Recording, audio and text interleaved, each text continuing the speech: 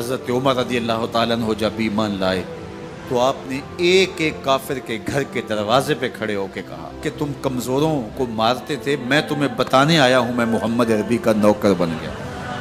بلکہ آپ نے اعلان کیا جس نے اپنی بیوی کو، بیوہ اور بچوں کو یتیم کروانا ہو اور اپنے ماں باپ کی کمر کو جھکانا ہو وہ عمر کے مقابلے میں آئے۔ اللہ اکبر۔ زنیرہ نامی ایک خاتون تھی، بہت کمزور، راوی کہتا ہے کہ اس کی ہڈیوں میں گودا نہیں تھا، عشق رسول تھا، اور اس کا ظالم آقا اس کو مارتا ہے، اور جب مار مار کے تھک جاتا ہے ادھر سے عمر آ رہے ہیں، یہ اسلام لانے کے پہلے کی کہانی ہے، ادھر سے عمر آ رہے ہیں تو اس نے کہا عمر تم جوان آدمی ہو تو یہ چھوڑتی نہیں ہے اپنے نبی کا نام، ذرا تم آؤ۔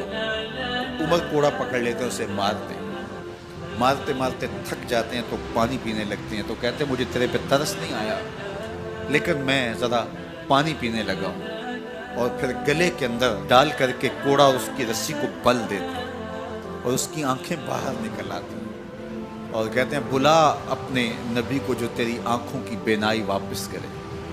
اللہ اکبر۔ تو اس نے آسمان کی طرف منہ کر کے کہا مالک میں کبھی بھی آنکھوں کی بینائی نہ مانگتی لیکن اب تیرے نبی کی عزت کا سوال ہے۔ آنکھوں کی بینائی واپس ہو جاتی ہے۔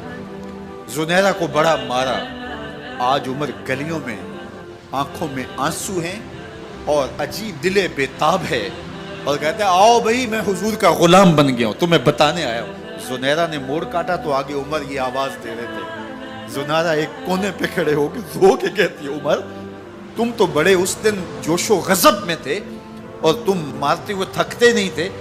تو عمر نے کہا زنیرہ اس دن میں نے دیکھا نہیں تھا، اب میں محمد عربی کو دیکھ آیا ہوں۔ جنہ ویکھیا نہیں ہو کرن گلاں، جنہ ویکھیا نہیں ہو کرن گلاں، جنہ ویکھیا ہو تے بول دے، جڑے محرم راز حقیقت دے اور راز حقیقت کھول دے۔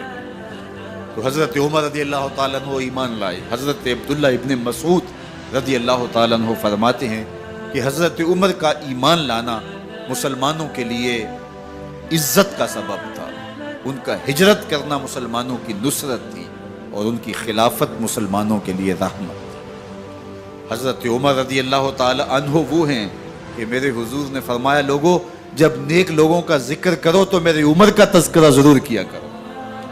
میرا عمر وہ ہے کہ جب وہ ایک سمت سے آ رہا ہو، ایک گلی اور بازار سے آ رہا ہو تو شیطان بھی آ رہا ہو عمر کو دیکھ کے راستہ تبدیل کر لیتا ہے۔ حضرت عمر رضی اللہ تعالی عنہ کی طبیعت کے اندر جو جاہ و جلال تھا، طبیعت کے اندر جو سختی تھی، وہ اسلام کے اندر آ کر بھی قائم ہے، اور آپ نے وہی سختی، وہی جاہ و جلال جو پہلے مسلمانوں کے خلاف تھا اب کفار کے خلاف، منافقین کے خلاف حضرت عمر کی طبیعت کے اندر وہ جوش و خروش بدستور موجود ہے۔ لیکن جس دن آپ خلیفہ بنے تو اس دن آپ نے ممبر پہ چڑھ کے جو خطبہ دیا اس میں کہا لوگوں میں سخت اس لیے تھا کہ رسول اللہ نرم تھے، پھر میں سخت اس لیے تھا کہ حضرت ابو بکر صدیق نرم تھے، اب میں تخت خلافت پہ بیٹھا ہوں، اب میری سختی جو ہے وہ نرمی میں تبدیل ہو گئی، صرف فاسقوں، فاجروں اور باغیوں کے لیے میں سخت ہوں، باقی تمہارے لیے نرم ہوں۔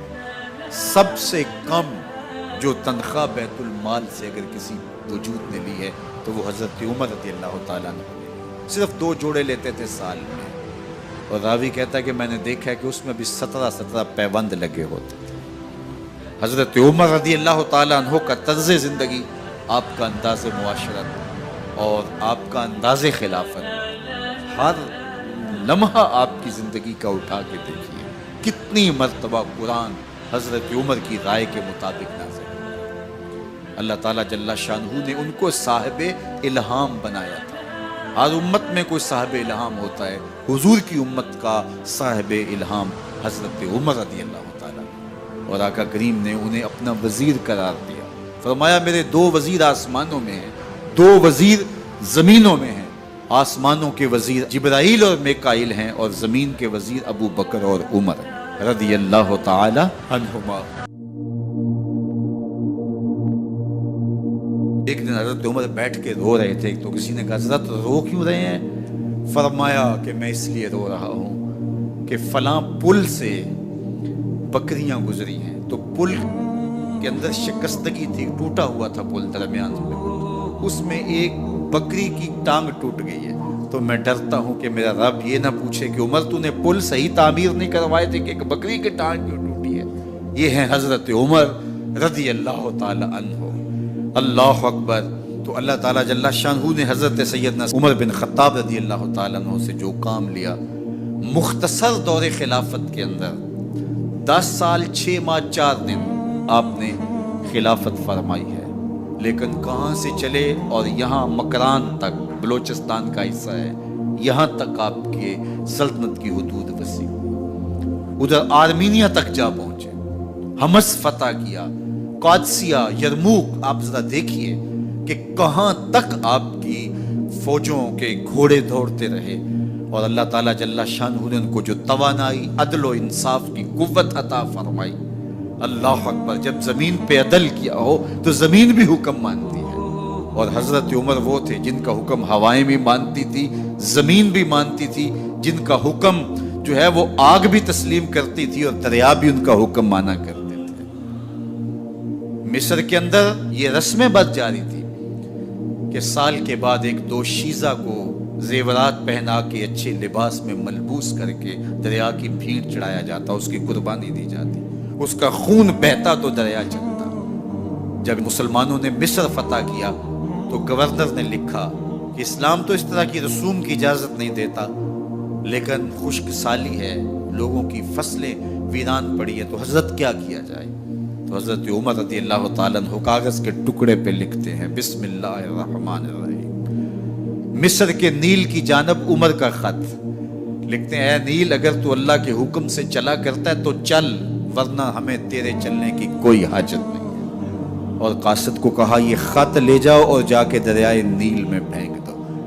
قاصد جا کے خط دریائے نیل میں پھینک دیتا ہے، پانی آتا ہے، ایسا دریائے نیل چلا، 14 صدیاں ہوئی ہیں آج تک کبھی بند ہی نہیں ہوا۔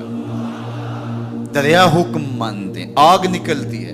لوگ حضرت عمر رضی اللہ تعالی عنہ کے پاس آئے، حضرت لاوا پھوٹا ہے، آگ نکل رہی ہے اور مدینے کی طرف بڑھ رہی ہے، اب کیا کیا جائے؟ فائر بریگیڈ تو زمانے میں تھی نہیں۔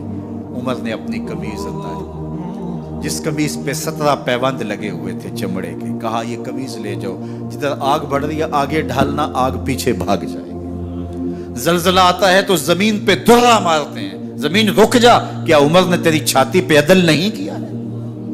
تو یہ عمر ہیں رضی اللہ تعالی عنہ کہ جن کے انصاف کی وجہ سے، جن کے عدل کی وجہ سے اللہ تعالیٰ کی رحمات، اس کی برکات کا نزول ہوتا تھا، اور اللہ تعالیٰ نے مسلمانوں کو وہ آبرو مند حکومت دی۔ کائنات کی تاریخ کے اندر ایسی حکومت آپ نے نہیں دیکھی ہوگی جو حضرت عمر نے حکومت کی ہے۔ اللہ اکبر۔ فرمایا فرات کے کنارے پہ ایک کتا بھی پیاسا مر گیا تو اس کا حساب بھی عمر سے ہوگا۔ باہر سے سفیر آتا ہے اور آ کے پوچھتا ہے کہ میں امیر المومنین کے، مسلمانوں کے حکمران کے محل میں جانا ہے، تو وہ مسکرا کے کہتے ہیں ہمارے امیر کا تو کوئی محل نہیں ہے۔ کہا کہاں ہے تمہارا امیر؟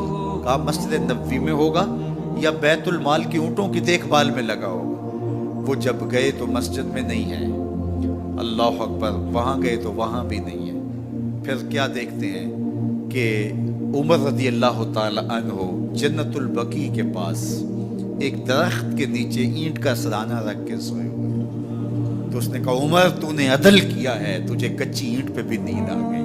ہمارے حکمرانوں نے انصاف نہیں کیا اور وہ بند اور محفوظ کمروں کے اندر بھی سکون اور چین کی نہیں سو سکتے۔ حضرت سیدنا عمر رضی اللہ تعالیٰ عنہ نے اس طرح ان امور سلطنت نبھائے۔ آپ دن کو لوگوں کی دیکھ بھالی کرتے، لوگوں کی ضروریات سنتے سمجھتے، اور جب رات پڑتی لوگ سو جاتے، عمر مدینے کی گلیوں میں پہرا دیتے۔ کائنات نے کوئی ایسا بھی حکمران دیکھا ہوگا؟ اللہ اکبر۔ وہ مجاہد جو مختلف محاذات پہ گئے ہوئے ہوتے، ان کے گھروں کی دیکھ بھالی کرتے، ان کی ضروریات کا خیال رکھتے، ان کی آبرو کا پہرا دیتے۔ راتوں کی تنہائیوں کے اندر حضرت عمر اٹھتے اور جا کے گشت کرتے، چکر لگاتے، دیکھتے کوئی آنکھ پر نم نہ ہو، مفلسی کا کسی گھر میں ماتم نہ ہو۔